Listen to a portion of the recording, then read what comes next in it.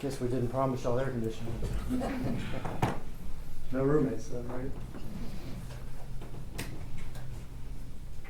2023-0074. That's the autopsy number from the medical examiner's office. For a 29-year-old young man who was working at FedEx with his stepdad Rodney, who also worked there. His injuries, the medical examiner will say, blunt force trauma to the head. But it looks like a car, almost looks like a car wreck. Injuries that you almost see mainly in a car wreck. He calls it torsional injuries. Torsion. It's a twisting from torque-like force. His head accelerating while his body is stable, like in a car wreck when you're restrained by a seatbelt and your head accelerates so fast and whips back, and the twisting of that acceleration actually tears his brain and tears his brain from the skull.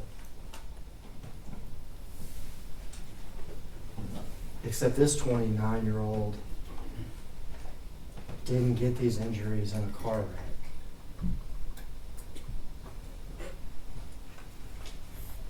The proof will be that he got them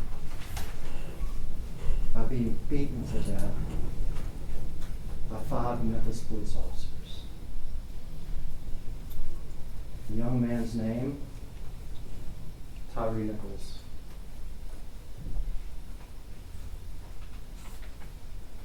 How did this happen? How does this happen? 5 Memphis police officers beat this young man to death, tearing his brain from the skull. Does it happen because it's 5 monsters? No.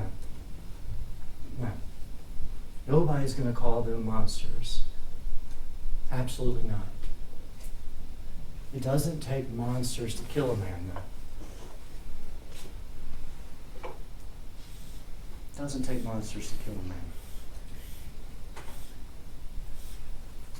You'll see for yourself how Emmett Martin, who delivers such huge blows, of Desmond Mills, who delivers the baton again and again, how Tadarrius Bean and Justin Smith hold and restrain Tyre Nichols while Martin's doing what he's doing, and how Haley runs up, kicks him. Some did more than others. Absolutely. But all 5 of these men helped in this terrible, terrible thing. No one's going to call them monsters. 5 men helping each other beat a man to death. How did this happen? How did this happen? Tyre Nichols, 29 years old. He's on his way home to eat. He's going to his mom's house. You'll meet her. Her name is Ravon Wells. Lived in, I'm going to call it Hickory Hill. Y'all aren't from Memphis, but Hickory Hill is sort of East Memphis. A good 15 minutes from where we're sitting right now, away from the river. The river's Memphis's western edge. There's some big streets that run through Hickory Hill, like Ross and Rains. You'll hear those streets in this trial. Those streets will have commercial type businesses and fast food places and things like that. But off those streets are smaller streets that are residential neighborhoods. So this is an area of Memphis where people live. Houses and neighborhoods and cul-de-sacs and all that stuff. It's a neighborhood where Ravon Wells was living, and Miss Tyrie's mom. It's around 8, well after 7, but it's around 8, and Tyrie's driving his car, and he's on his way home.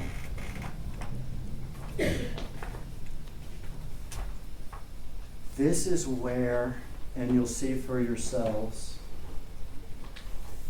all the answers we don't have, nobody has.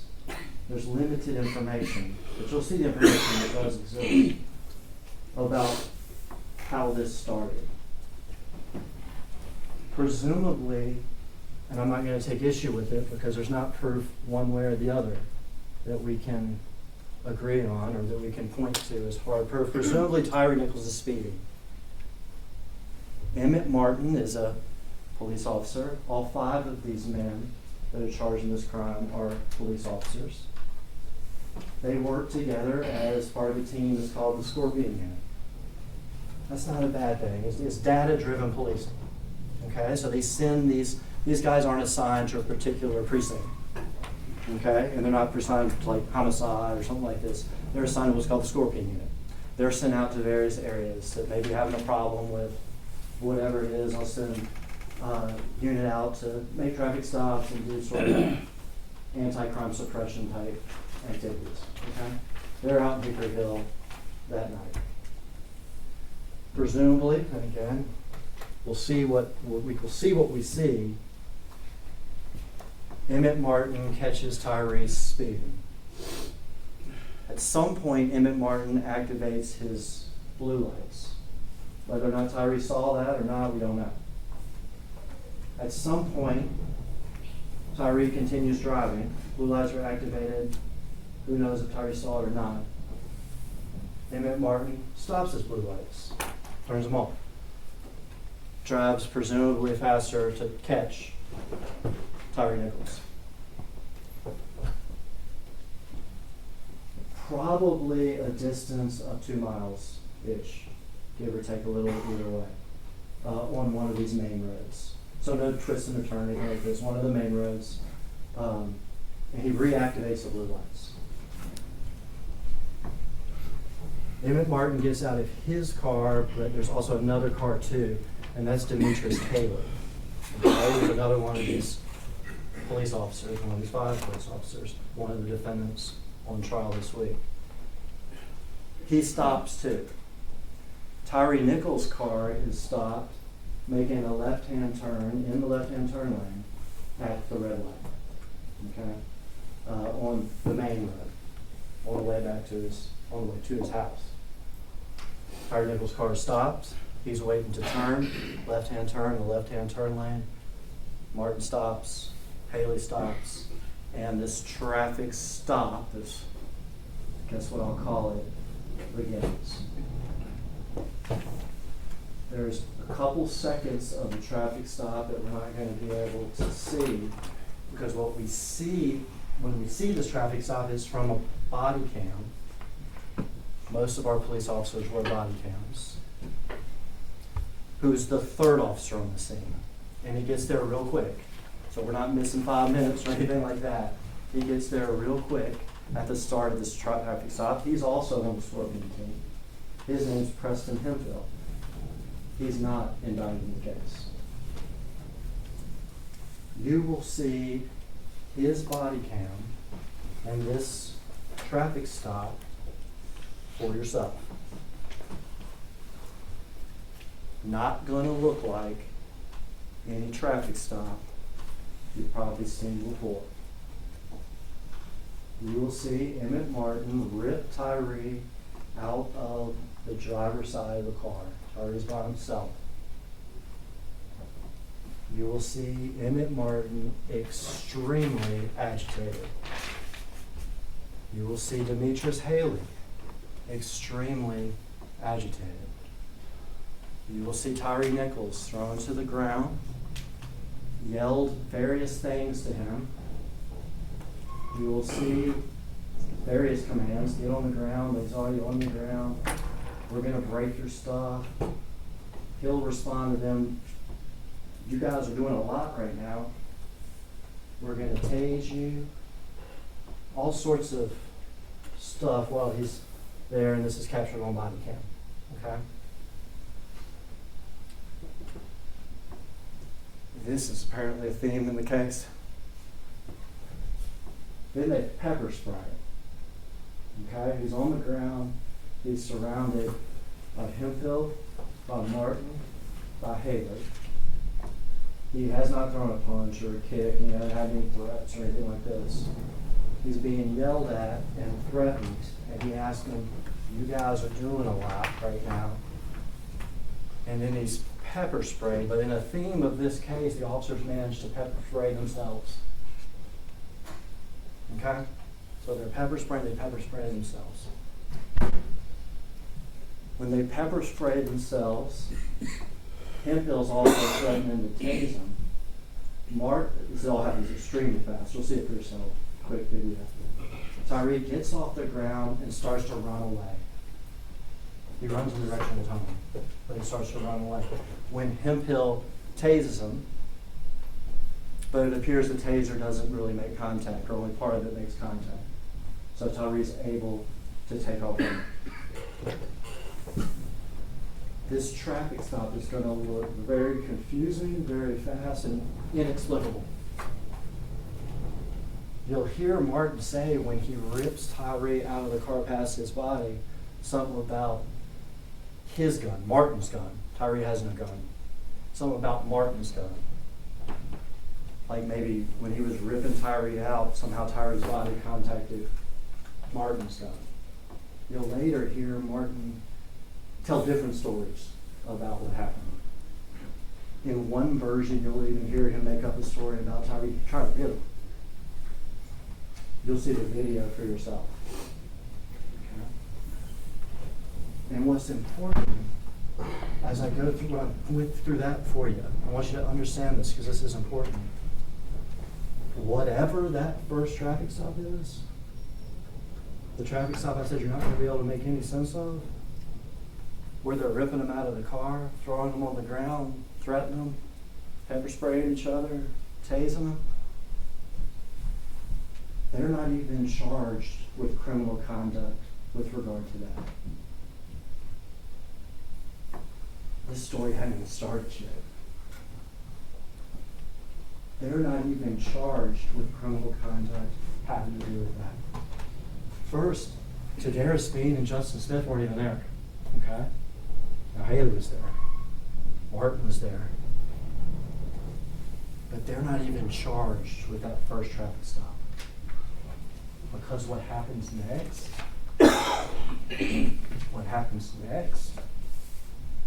is what we're here for this week.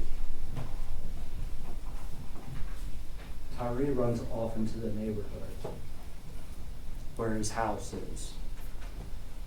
This neighborhood, like some neighborhoods, not a lot really, some neighborhoods have a couple cameras in them. Okay? In Memphis, these things were put up, they were called skycop cameras.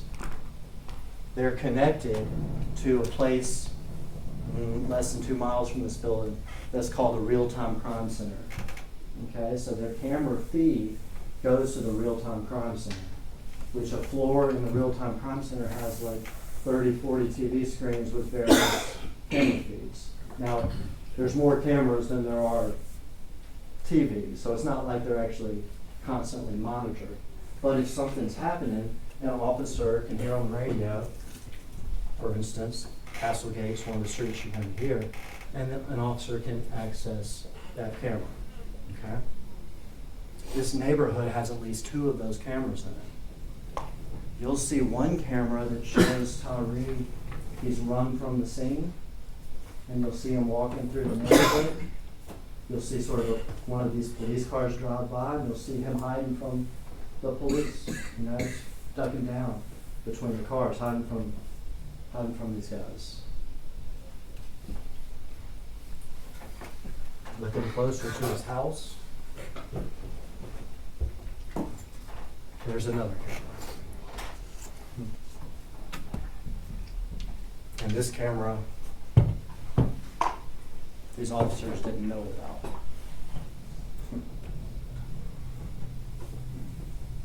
This camera catches what we're here for. The camera doesn't have audio. Some of the officers' body cams, you can imagine it's hard to see stuff in body camera, hands, feet, and everything. But the body cams have audio. So you'll see some of the body cams, the officers that have body cams on, and you'll hear the audio from the body cams. What we're here for this week is what you see on the camera these guys didn't know about. Doesn't take monsters to kill a man. Took 5 Memphis police officers who were frustrated, who were mad, and who let adrenaline and anger overcome it. And we're going to watch it for ourselves.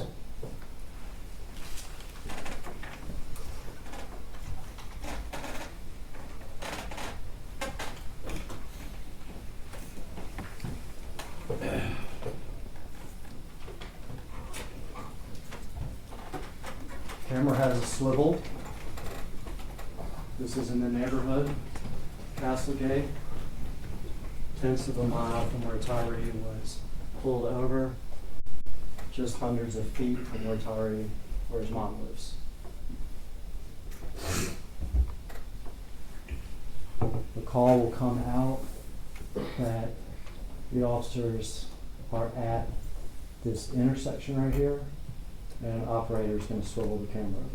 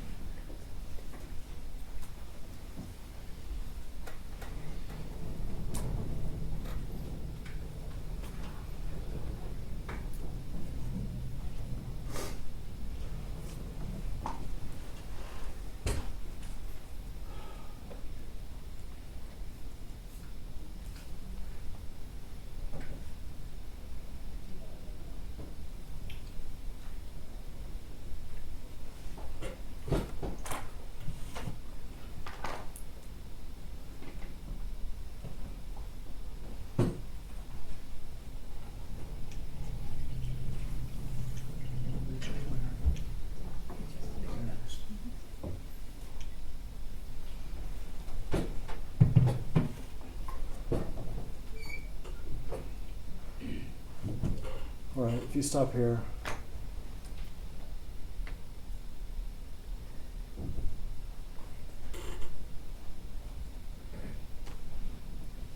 All right. So we're going to see 2 officers here.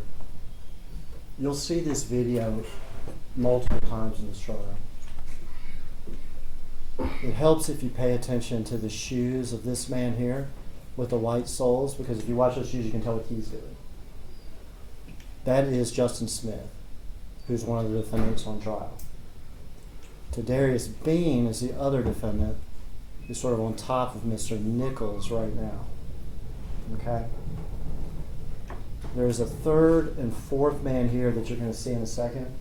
It's going to be Desmond Mills, and it's going to be Emmett Martin. I'll let the video play for a while, but let me tell you real quick what you're watching for. Bean and Smith right now sort of on top of Tyre Nichols, definitely not delivering any sort of death blows or anything like that. Tussling or flopping him around, something. But it's Bean and Smith who are sort of on top of him. Okay? You will see Desmond Mills, and it may have already happened at this point, it's quick, goes to pepper spray Nichols again, while Bean and Smith are doing whatever it is they're doing, okay? And in what I told you was going to be a theme in the case, guess what? Desmond Mills sprays himself, all right? So he sprays himself, and he's going to walk, he's going to take a break. Spraying myself in the eyes or whatever, I'm going to take a break from whatever this is. That leaves Bean and Smith on top of Mr. Nichols doing whatever it is they're doing. Okay?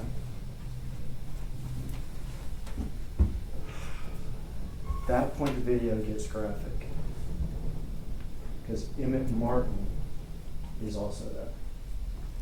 And you'll see Emmett Martin walk up to Tyre Nichols as Bean and Smith have him pressed on the ground.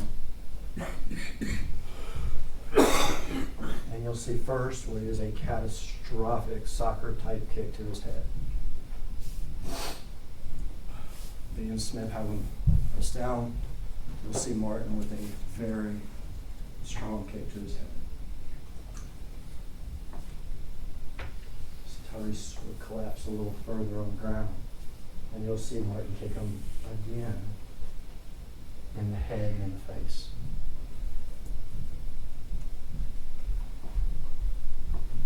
You won't see Tyre Nichols throw a punch. You won't see him kick. When you hear the audio, you won't hear him saying the threatening words or nothing. He'll take the soccer kick to the head. He'll take the second kick to the head. At that point, Mills, the one that sprayed himself and walked away, he comes back angry. I'm going to baton the fuck out of you. Smith and Bean hold in position on him, and Mills baton strikes Tyree's arm. He'll tell you himself, just because he was mad. 1, 2, 3 times.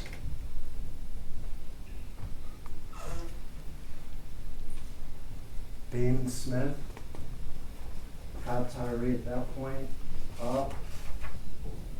One has one hand, the other has another hand.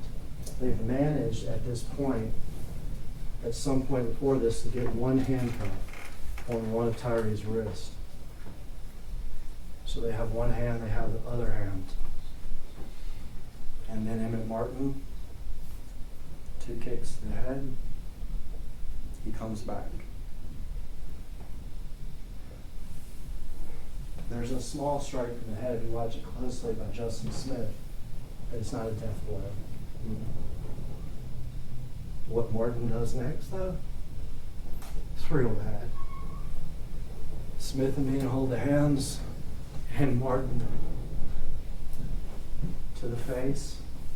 You'll see Tyree's head snapping back and forth while Bean and Smith have his arms. 5, 6 hits. Finally, it's been 4-on-1, and Tyrie is the smallest guy. Doesn't throw a punch, doesn't throw a kick, doesn't have a weapon. Finally, they've thrown him out on the ground. Well, it's over now, right? It's over now, right? I mean, soccer kick to the head, baton strikes just because you're mad, holding them while Mark's hitting. Because don't forget about Haley. Don't forget about Haley. Remember when Martin made that traffic stop, there was Martin and there was Haley? What about Haley? He's heard where these guys are, so he's gotten in his car and he's driven there.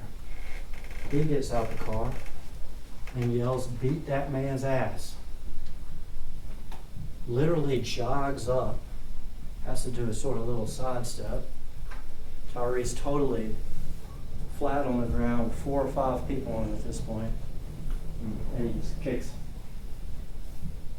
him just to do it. Don't forget about Hagerman. And if that's not enough, Martin, I'll better come over there and kick him one more time too. Both big kicks. At this point, there's even other officers.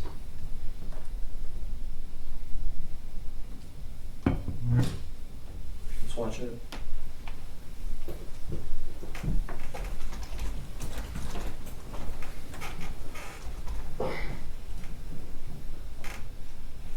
That's Bean and Smith. Tyrie's on the ground.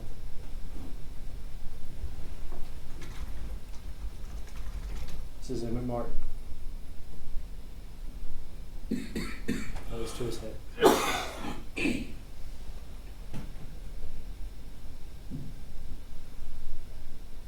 Bean and Smith on top. That's to his head.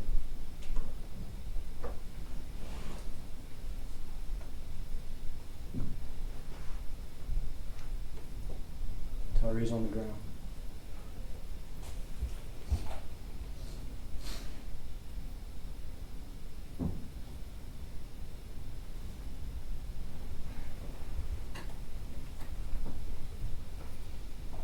Here comes Mills. I'm going to baton the fuck out of you.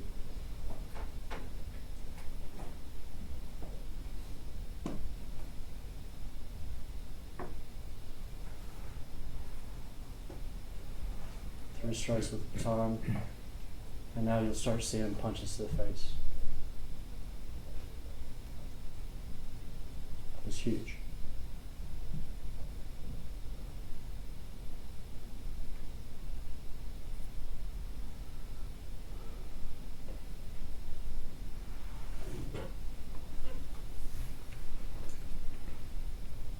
It's 5 or 6 punches to the face by Martin while Bean and Smith have his hands.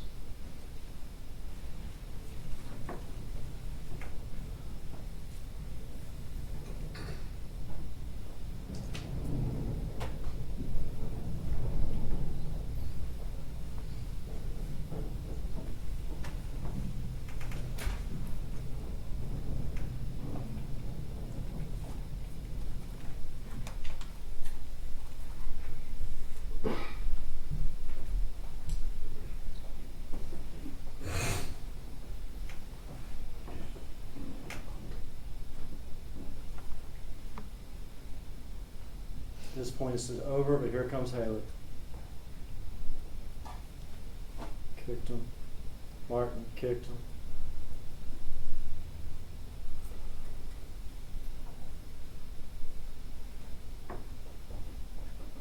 Stop.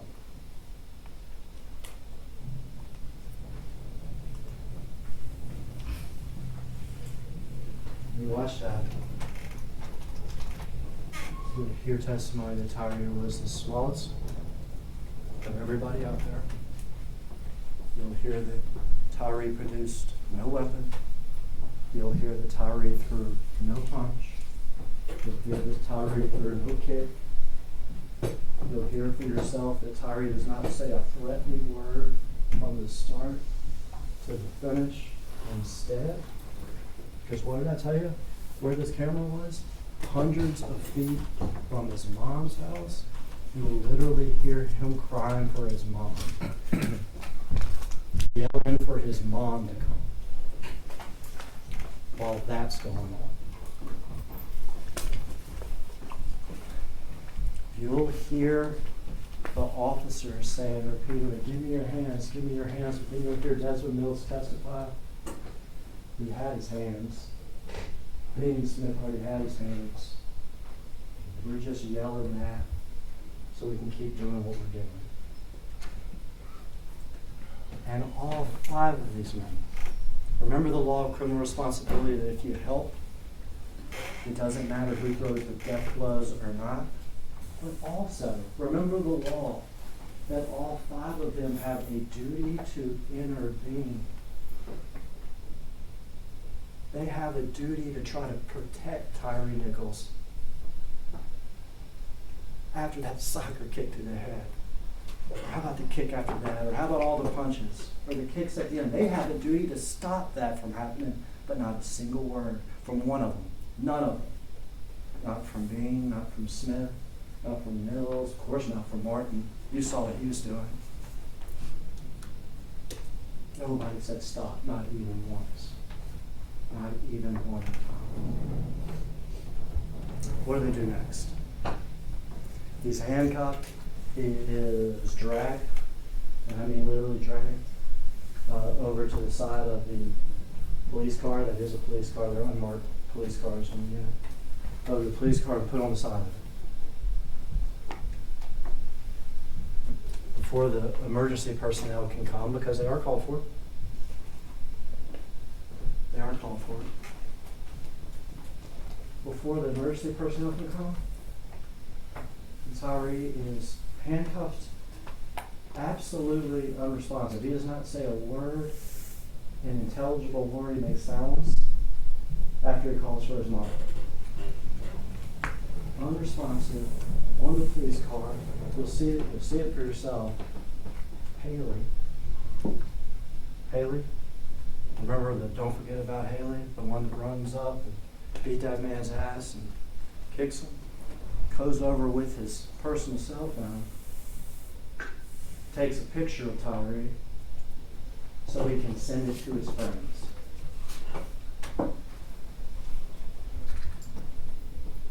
And these men have a duty to protect him.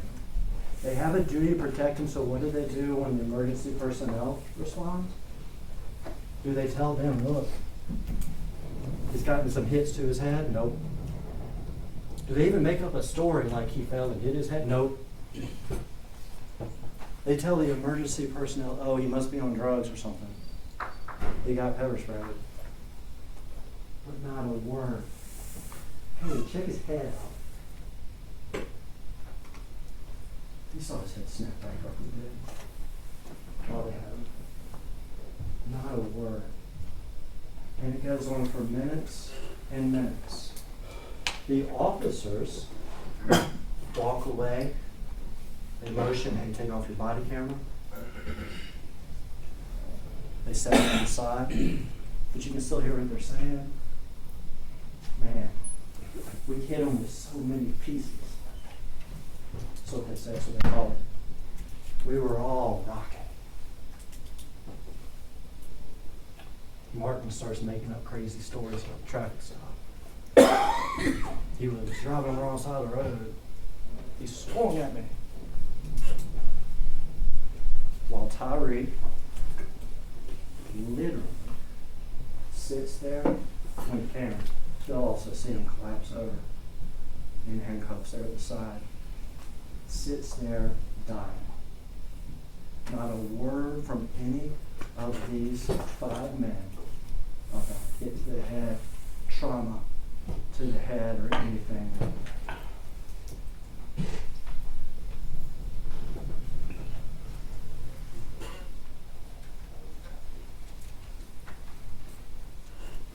Did they wake up that morning? There will be no proof that they woke up that morning planning on killing somebody. Like I said, not monsters, but men, overcome by anger and frustration and overcome by the moment, who literally beat a man to death, and they all had a part. Can we agree Emmett Martin was the worst? Yeah, we can. But they all had a part, and they all had a legal duty to stop it. Tyre Nichols is the victim's name. We're going to ask for justice for Tyrie. This happened because these officers were overcome, reason 1, and reason 2, because they didn't know that pole camera was there.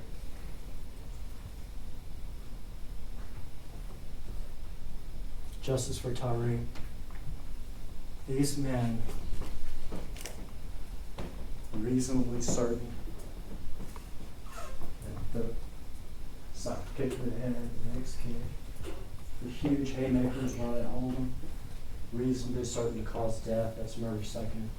Each and every one of them is criminally responsible for 2 reasons. They took part in it, but even beyond that, they had a duty to stop it. Aggravated assault acting in concert.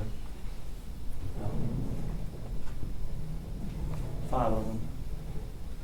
They cause serious bodily injury? Yeah. Do they do it together? Yeah. Did they have a dude to stop it? Yeah. Aggravated kidnapping. Not talking about ransom notes. It's the illegal confinement, the false imprisonment of a person that either causes bodily injury, or the people doing the false imprisonment have guns. Well, they're Memphis police officers, they have guns. They're not alleged to have used the guns, but the fact they're armed is one of the elements of aggravated kidnapping. Is a police officer allowed to arrest somebody? Of course they are. Maybe even earlier they were allowed to arrest Tyre Nichols. But at some point, after that soccer kick to the head, or maybe after the second one, or maybe after that huge, huge shot that Martin takes, this ain't no legal arrest anymore. Tyrie is purely and 100% a victim, and those men have him in prison falsely while they keep on hitting him and kicking him.